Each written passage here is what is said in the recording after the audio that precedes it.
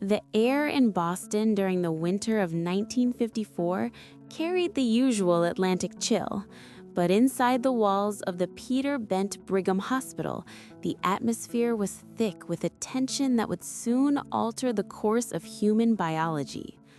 At the center of this quiet storm were two brothers, Richard and Ronald Herrick, and a surgical team led by Dr. Joseph Murray. This was not merely a story of brotherly love or a desperate medical gamble. It was the moment the theoretical dream of organ transplantation collided with the cold, hard reality of the operating table. For decades, the medical community had been haunted by the failure of transplants. Surgeons knew how to stitch blood vessels together, and they knew that an organ from one person could technically fit into another, but they were consistently defeated by a force they did not yet fully understand: the human immune system. Every previous attempt at kidney transplantation had ended in the same tragic fashion, with the recipient's body identifying the new organ as an invader and destroying it with relentless precision. The biological self was an iron fortress, and no one knew how to scale the walls without killing the patient. Richard Herrick was 23 years old and dying. A Coast Guard veteran, he had been struck down by chronic nephritis, a devastating inflammation of the kidneys that left his body poisoned by its own waste. In 1954, there was no long-term dialysis to sustain him. A diagnosis of end-stage renal failure was effectively a death sentence. When he was admitted to the hospital, his prognosis was measured in weeks, perhaps days. However, fate provided a singular, extraordinary loophole. Richard had an identical twin brother, Ronald. This biological fluke became the fulcrum upon which the history of medicine would pivot. Dr. Murray and his colleagues realized that because the two men shared the exact same genetic blueprint, Richard's immune system might not recognize a kidney from Ronald as foreign. In the eyes of their white blood cells, the brothers were the same person. This realization turned a hopeless case into a daring experiment that would challenge the ethical and technical boundaries of the era. The decision to proceed was not made lightly. The ethical weight of the procedure was immense, primarily because it involved performing major surgery on a perfectly healthy man, Ronald, for no physical benefit to himself. At the time, the Hippocratic Oath's mandate to do no harm seemed to stand in direct opposition to the idea of removing a healthy organ.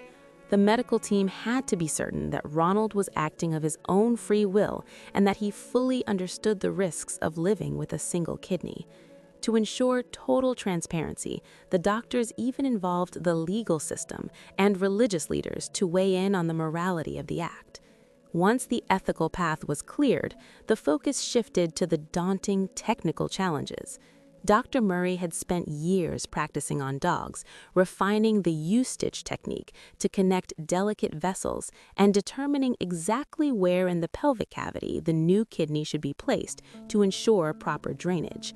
There was no room for error. The eyes of the world's medical elite were watching, many of them skeptical that such a feat could ever be sustained. On the morning of December 23, 1954, the two brothers were wheeled into adjacent operating rooms. The choreography was meticulous. In one room, surgeons carefully harvested Ronald's left kidney, working with a sense of urgency to minimize the time the organ was without blood flow. In the neighboring room, Dr. Murray prepared Richard to receive the gift. The most breathtaking moment occurred when the surgical team released the clamps on the newly connected arteries. For a few agonizing seconds, the room was silent.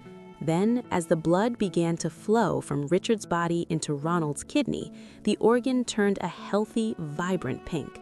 Almost immediately, it began to produce urine. It was a secondary birth, a biological miracle that signaled the fortress of the immune system had been bypassed.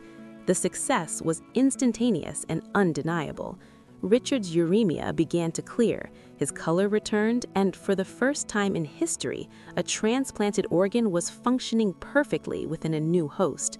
The aftermath of the surgery sent shockwaves through the global scientific community.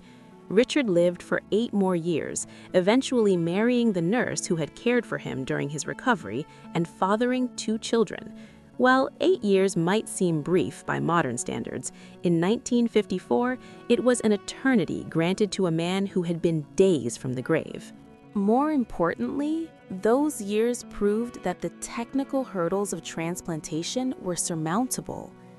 Ronald, the donor, lived a long and healthy life into his late 70s, proving that living donation was a viable and safe path. The success of the Herrick twins broke the psychological barrier that had held back the field of transplant surgery. It shifted the conversation from if it could be done to how it could be done for everyone else who didn't have an identical twin. However, the legacy of the 1954 transplant extends far beyond the lives of the 2 brothers. It served as the catalyst for the development of immunosuppressive drugs.